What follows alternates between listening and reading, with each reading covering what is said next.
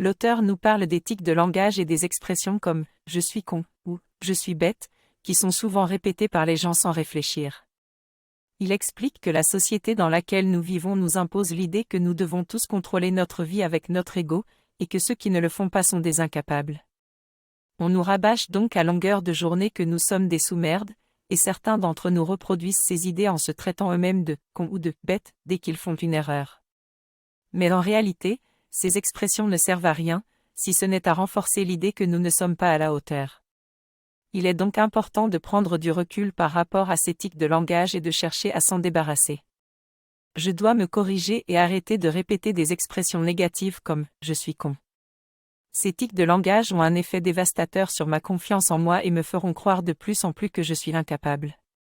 Au lieu de cela, je dois remplacer ces phrases par des expressions plus positives comme « je me pose la question pourquoi » ou « je cherche à comprendre ». Ainsi, mon subconscient va chercher des réponses au lieu de se persuader que je suis incapable.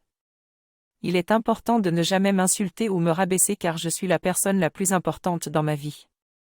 En posant des questions et en évitant les réprimandes, je verrai l'amélioration dans ma vie et je serai sur la voie de l'estime de soi et du bonheur. Dans cette capsule, je découvre l'importance de demander aux gens leur raisonnement plutôt que de les juger sur leurs actions. En utilisant des termes hawaïens comme « univipili » et en suivant les philosophies hawaïennes de purification de nettoyage du subconscient, je peux m'aider moi-même à être plus heureux et en meilleure santé. Je peux télécharger la version PDF d'un livre tiré de ces vidéos pour implanter ces idées en moi.